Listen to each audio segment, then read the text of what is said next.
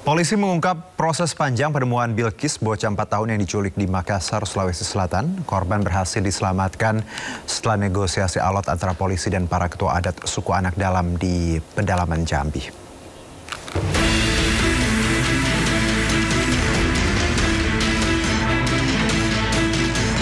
Negosiasi antara polisi dengan para ketua adat suku Anak Dalam di tengah hutan di pedalaman Jambi berlangsung alot. Pemimpin adat semula menolak menyerahkan korban karena mereka percaya anak itu diperoleh secara sah dari seseorang yang mengaku sebagai orang tua kandung. Mana bapaknya? Mana bapaknya? Setelah proses negosiasi yang berjalan hingga 2 malam, korban akhirnya diserahkan setelah polisi berhasil meyakinkan para pimpinan adat bahwa korban merupakan korban penculikan di Makassar, Sulawesi Selatan. Polisi memastikan korban diserahkan tanpa adanya barter atau tebusan serta dilakukan secara sukarela atas dasar kemanusiaan. Mana mamanya? Mana mamanya? Alhamdulillah dengan kesabaran dari anggota-anggota yang akhirnya bisa membuahkan hasil. Negosiasi yang alot 2 malam 1 hari itu membuahkan hasil. Akhirnya dibantu dengan temanggung-temanggung, kemudian ketua-ketua adat dan jajaran dari Polda Jambi, akhirnya yang mengamankan anak ini mau memberikan kepada kami. Sementara itu, balita BL yang kini sudah kembali kepada kedua orang tuanya menjalani trauma healing dari Dinas Perlindungan Perempuan dan Anak di rumahnya di Kota Makassar. Upaya pemulihan dilakukan melalui layanan trauma healing khusus anak dan keluarga dengan pendampingan psikolog serta psikiater profesional. Pendampingan dilakukan sebagai bentuk penanganan awal agar korban tidak mengalami trauma berkepanjangan. Dari Kota Makassar, Sulawesi Selatan, Muhammad Nurboni, iNews melaporkan. Suami Nadia Hutri, salah satu tersangka jaringan penculik Bilkis, mengaku tak mengetahui istrinya bagian dari sindikat penjualan anak. Nadia membeli Bilkis dari pelaku penculikan seharga 3 juta rupiah.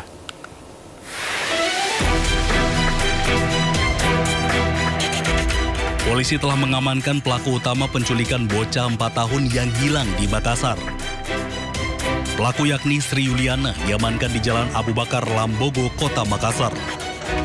Sri Yuliana mengaku menjual korban seharga 3 juta rupiah kepada Nadia Hutri yang ia kenal di media sosial. Itu anak-anak kau jual di mana? Sama siapa? Hah? Siapa namanya itu orang? Orang namanya siapa? Berapa kau jualkan? Nadia Hutri diduga sebagai otak penjualan anak tersebut karena Nadia membujuk Sri Yuliana menculik anak dan menjual kepada dirinya seharga 3 juta rupiah. Sementara suami Nadia Hutri tampak kebingungan saat polisi menggerebek kediamannya. Suami Nadia mengaku tidak mengetahui bahwa istrinya telah menjual korban. Korban kemudian dibawa oleh Nadia Hutri ke Jambi dan dijual kembali kepada Mary Ana dan Ade Syah Putra seharga 30 juta rupiah. Selanjutnya, Nadia Hutri kabur ke Sukoharjo, Jawa Tengah. Di Jambi, tersangka Ade Syah Putra dan Mary Ana mengaku menjual korban kepada salah satu kelompok suku di Jambi seharga 80 juta rupiah. Dari penangkapan Sri Yuliana, aparat gabungan dari Jatanras Polrestabes Makassar bersama unit Reskrim Polsek Panakukang berhasil meringkus 3 pelaku lainnya dan menetapkan 4 pelaku termasuk Sri Yuliana menjadi tersangka. Dari Makassar, Sulawesi Selatan, Leo Muhammadur, iNews melaporkan. Pemirsa, di tengah sukacita pertemuan Bilkis dengan orang tuanya, masih ada 2 anak lain yang belum diketahui keberadaannya. Salah satu di antaranya bahkan telah hilang sejak 3 tahun silam.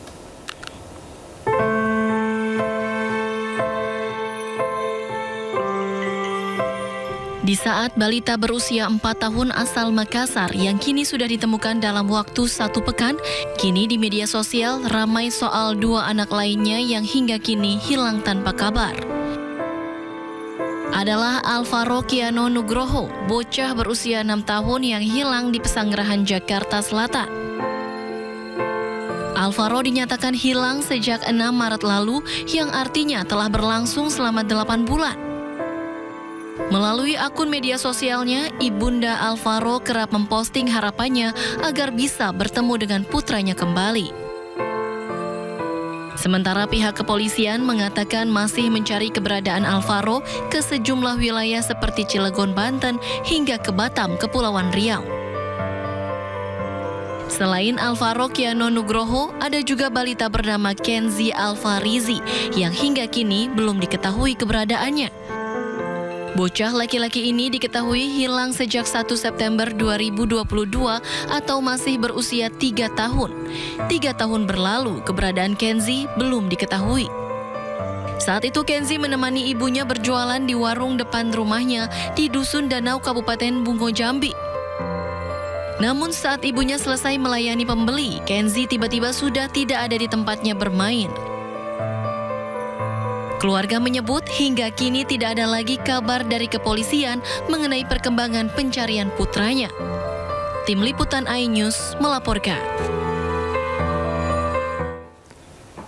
Ya, pemirsa, kakek Alvaro Kiano Nugroho mengaku sudah menempuh berbagai cara untuk menemukan cucunya yang sudah hilang sejak Maret. Keluarga berharap penemuan Bilkis bisa membantu mengungkap keberadaan Alvaro. Sampai sekarang ini berita ini sampai saat ini belum ada ke titik terang yang sifatnya menunjukkan di mana cucu saya Alvaro Kiano Nugroho itu berada.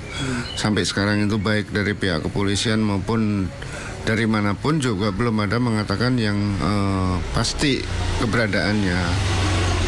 Karena sudah dari tanggal 6 Maret sampai sekarang ini juga belum ada titik terang keberadaan cucu saya Alvaro di mana gitu.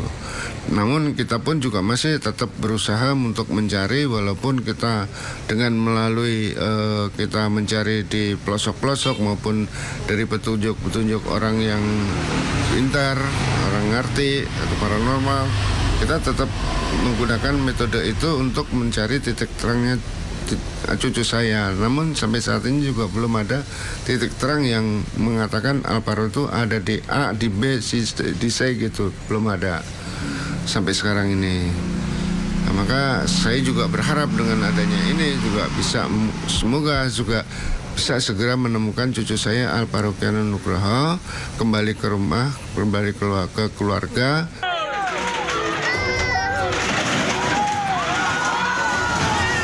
Warga merobohkan gubuk kosong yang sering digunakan untuk menggunakan sabu.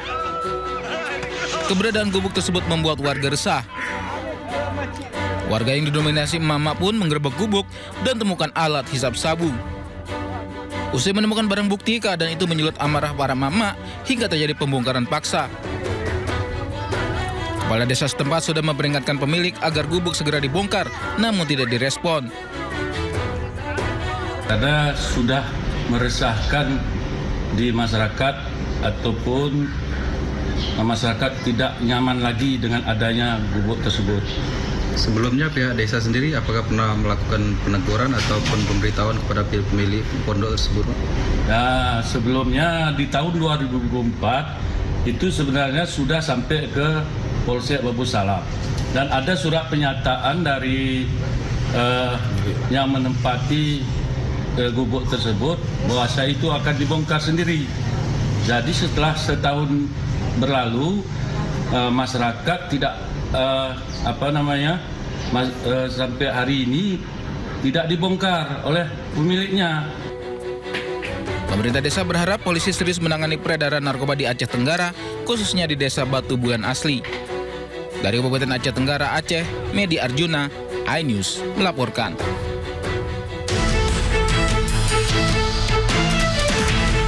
Inilah rekaman video amatir. Seorang pencuri melarikan diri ke atap rumah warga di Jalan Raya Pramuka, Karangtengah, Cianjur, Jawa Barat yang viral di media sosial. Pelaku ketakutan saat aksi kejahatan dipergoki oleh seorang pengemudi ojek online. Warga berusaha memujuk pelaku untuk turun, namun pelaku tetap bertahan di atap rumah warga dan berpura-pura menjadi ODGJ. Akhirnya pelaku mau turun dan langsung diamankan polisi ke Polsek Karangtengah. Modus pelaku berpura-pura meminta tumbangan dan akan memberikan imbalan Rp20.000 kepada SS 16 tahun. Korban merupakan pelajar SMP. Namun saat di tempat sepi, pelaku berusaha merampas motor korban. Pelaku dan korban saling tarik-menarik motor hingga akhirnya korban meneriakinya maling diketahui pengemudi ojek online yang melintas. Pelaku kabur melarikan diri ke atas rumah warga. Saat ini, pelaku dan barang bukti diamankan polisi dan dijerat pasal pencurian dengan kekerasan terancam 9 tahun penjara. Dari Cianjur, Jawa Barat, Muhammad Andi Ihsan, Ainus melaporkan.